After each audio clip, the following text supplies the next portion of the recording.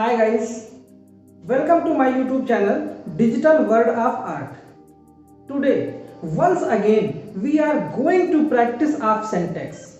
Today, we shall select some new sentences and finding out their errors, we will make them correct. So guys, let's start. साथियों, अब हम सभी लोग अपनी practice को start करेंगे। हमारा पहला सेंटेंस है He says he has a car beside a scooter। अब इस सेंटेंस में beside शब्द पे गौर कीजिए।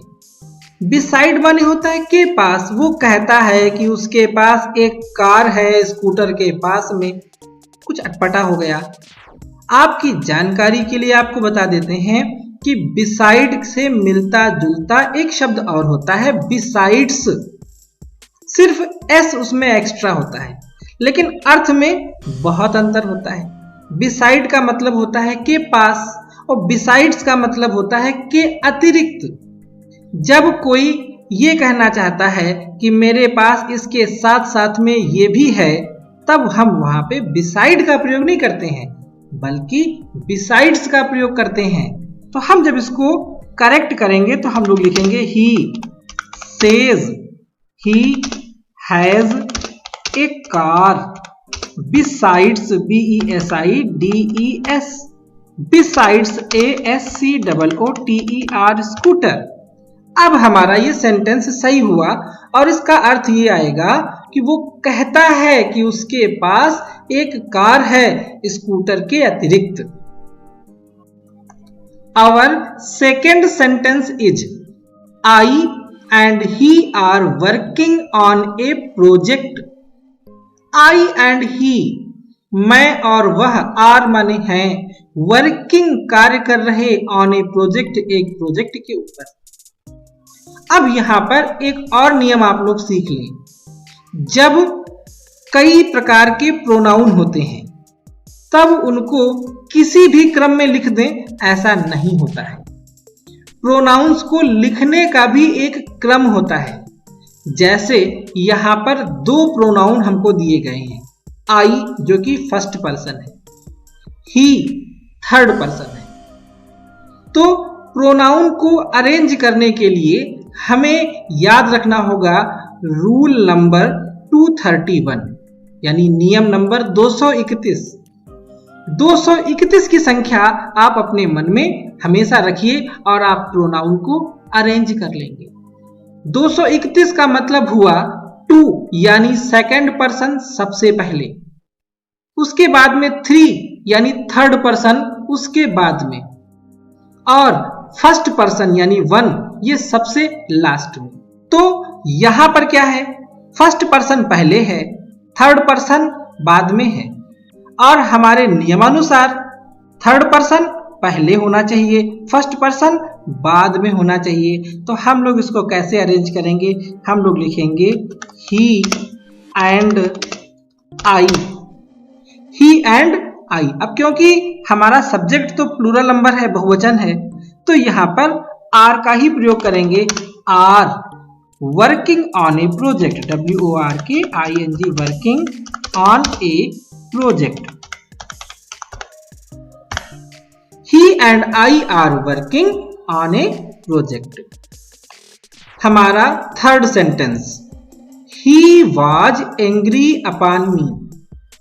कहना चाह रहा है कि He was angry, वो नाराज था, upon me मेरे से।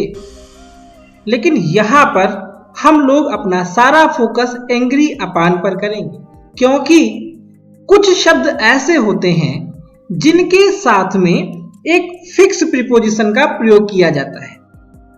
जैसे एंग्री शब्द है, एंग्री के साथ में हमेशा विद का प्रयोग किया जाता है, लेकिन हमारे इस सेंटेंस में एंग्री के साथ में अपान दिया गया है, यानी इसी वजह से हमारा यह सेंटेंस इनकरेक्ट है। हम लोग इसको करेक्ट कर देते हैं। हम लोग लिख देते हैं कि he was angry with me, और इस तरह से ये हमारा सेंटेंस करेक्ट हो गया। Our fourth sentence He was my older brother. Older brother कहना तो ये चाह रहा है कि बड़ा भाई, लेकिन ओल्डर शब्द का प्रयोग यहां पे इनकरेक्ट है, क्योंकि जब कोई व्यक्ति बड़ा या छोटा होता है उम्र में तो हम लोग उसके लिए ओल्डर जैसे शब्दों का प्रयोग नहीं करते हैं। अगर वो बड़ा है तो एल्डर, अगर वो छोटा है तो यंगर। तो इसलिए अगर हमें इस वाक्य को करेक्ट करना है तो हम लोग लिखेंगे he was my ELDER Elder BROTHER brother, और इस तरह से हमारा यह सेंटेंस करेक्ट हो गया। अब हम अपना 5th सेंटेंस लेते हैं जो कि है of the 2 students the one from Agra is the best. Of the 2 students, दोनों छात्रों में से, द वन एक, फ्रॉम आगरा जो आगरा से है, इज द बेस्ट वो सबसे अच्छा है। अब देखिए यहां पर अपने डिग्री वाले नॉलेज का यूज कीजिए। मैंने अपने डिग्री वाले वीडियो में बताया था कि जब 2 लोग होते हैं तो वहां पे कंपैरेटिव डिग्री का यूज होता है, और 2 से ज्यादा होते हैं तो वहां पे सुपरलेटिव डिग्री का यूज होता है। और अगर आपको ये बात पता है तो आपके लिए सेंटेंस बहुत ही आसान है, क्योंकि द बेस्ट क्या दिखा रहा है, सुपरलेटिव डिग्री है। कितने लोग, 2 ही छात्र हैं, तो यहां पे सुपरलेटिव डिग्री का प्रयोग नहीं होगा, यहां पे कंपैरेटिव डिग्री का प्रयोग किया जाएगा। तो जब हम इसको करेक्ट करेंगे तो हम कहेंगे of the 2 students comma the one from Agra, the one from Agra. अब इज लिखने के बाद में द और बेस्ट दोनों हटा दीजिए और यहां पे कर दीजिए बेटर, और बस फुल स्टॉप लगा दीजिए, क्योंकि डिग्री के बाद में कोई चीज है नहीं तो हम लोग दैन का प्रयोग नहीं करेंगे। अब आते हैं अपने 6th सेंटेंस पर। He is stronger than me, यहां पर भी डिग्री से संबंधित है, और कंपैरेटिव डिग्री में मैंने बताया था कि जब हम लोग डिग्री लिखते हैं तो डिग्री में हम सब्जेक्ट और ऑब्जेक्ट की तरह इसको ट्रीट नहीं करते हैं, क्योंकि कंपैरिजन हो रहा है तो कंपैरिजन के दोनों पक्ष नॉमिनेटिव केस यानी सब्जेक्ट रूप में ही लिखे जाएंगे। और अगर ये बात आप जानते हैं तो आप समझ जाएंगे कि जो मी ऑब्जेक्ट रूप लिखा है ये गलत है, यहां पर होना चाहिए सब्जेक्ट रूप। तो हम इतना ही कर देते हैं, हमारा सेंटेंस करेक्ट हो जाएगा। He is STRONGER stronger than I, और फुल स्टॉप लगा दिया, हमारा सेंटेंस करेक्ट हो चुका है। Sentence number 7, he went to Lucknow by a car. He went to Lucknow, वो लखनऊ गया, बाई ए कार, ध्यान दीजिए यहीं पर बाई ए कार। नियम ये है कि जब भी बाई प्रीपोजिशन लगती है और उसके बाद कोई वाहन होता है तो उसमें किसी प्रकार का कोई आर्टिकल, चाहे वो ए हो या एन हो या दा हो, उसका प्रयोग नहीं किया जाता है। तो अब यहां पर हमें अपनी फॉल्ट मिल चुकी है, बाई ए कार में ए इनकरेक्ट है, हम इसको केवल हटा देंगे और हमारा ये सेंटेंस करेक्ट हो जाएगा। जैसे he went to LUCKNOW Lucknow by car, और फुल स्टॉप लगा दिया, हमारा सेंटेंस करेक्ट हो चुका है। अब हमारा sentence number 8, both the brothers love one another. कुछ सेंटेंस ऐसे होते हैं जिनके बारे में अगर हमने पढ़ा नहीं है तो हम कभी भी ना तो उसकी फॉल्ट तलाश पाएंगे और ना उसको सही कर पाएंगे। इसलिए अगर आपने अभी तक वो नियम नहीं पढ़े हैं तो जो अब पढ़ते जा रहे हैं उनको अपने मन में हमेशा बना के रखिएगा, ताकि जब कभी ऐसे सेंटेंस आए उनको तुरंत आप करेक्ट कर सकें। तो चलिए इस सेंटेंस का नियम आपको बता देते हैं। बोथ द ब्रदर्स, बोथ का मतलब होता है दोनों, अब यहाँ पे दो भाई हैं। जब दो लोगों की बात होती है तो उनके साथ में वन अनदर का प्रयोग नहीं किया जाता है।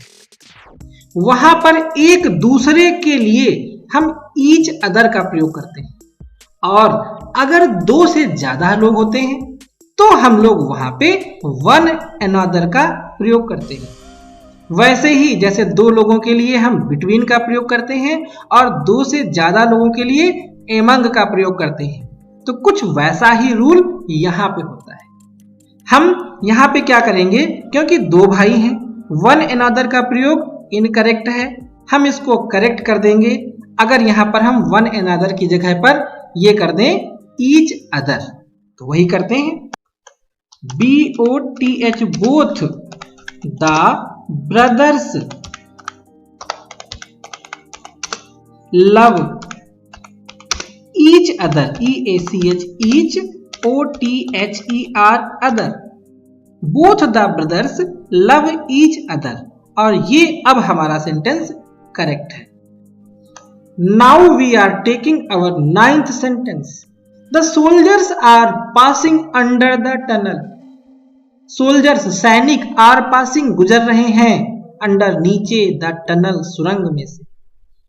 एक चीज ध्यान दीजिएगा, अंडर मतलब नीचे। जब कोई किसी के नीचे खड़ा हो, जैसे पेड़ के नीचे, पुल के नीचे, वहां पे अंडर का प्रयोग होता है। लेकिन जब कोई चारों ओर से घिरी हुई चीज के अंदर से गुजरता है तो वहां पे हमेशा थ्रू प्रीपोजिशन का प्रयोग होता है, अंडर का नहीं। क्योंकि सुरंग एक सकरा सा रास्ता होता है जमीन के अंदर, वो चारों ओर से घिरा होता है, तो सुरंग के नीचे थोड़ी है वो लोग। हम लोग यहाँ पे अंडर को चेंज करके इसकी जगह पर थ्रू कर देंगे, तो हमारा सेंटेंस कुछ ऐसे बनेगा। हम कहेंगे द सोल्जर्स, SOLDIERS,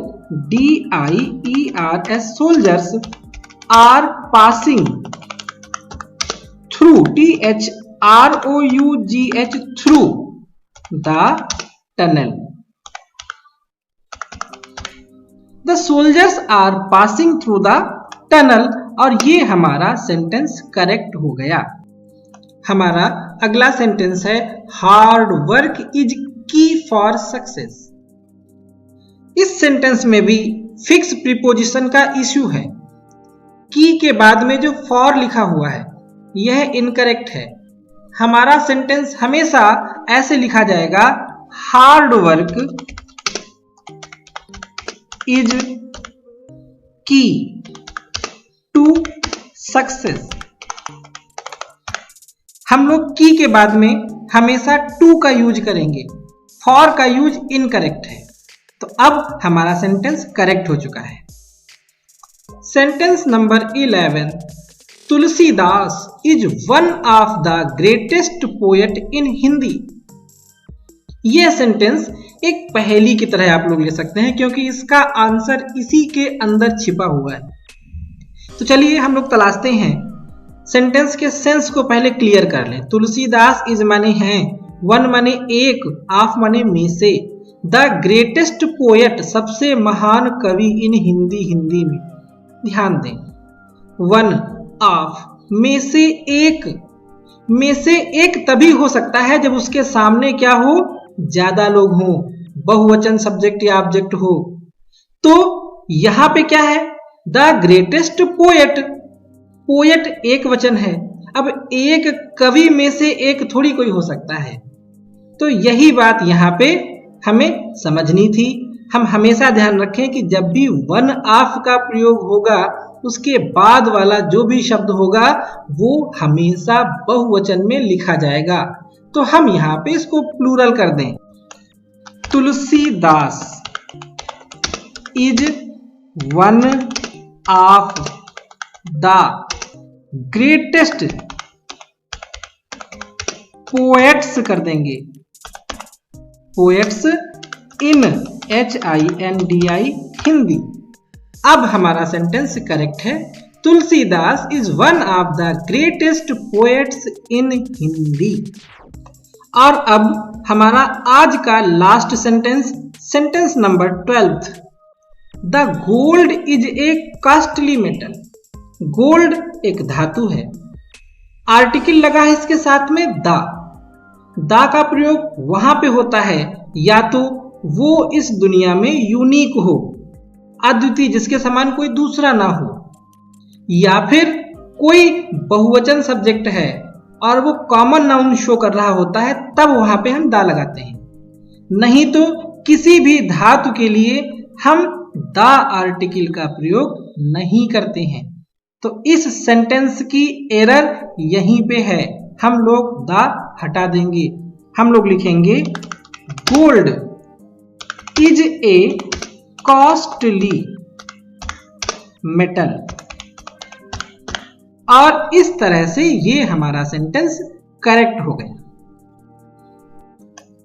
गाइस, उम्मीद करता हूं कि हमारी आज की प्रैक्टिस से आप लोगों को कुछ ना कुछ नया जरूर सीखने को मिला होगा।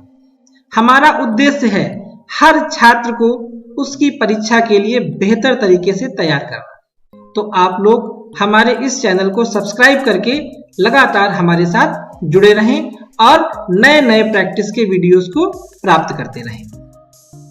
I hope that this video will be helpful for you. We shall meet in our next video with a new set of practice. If you liked this video, don't forget to subscribe my channel. Thank you. Bye bye.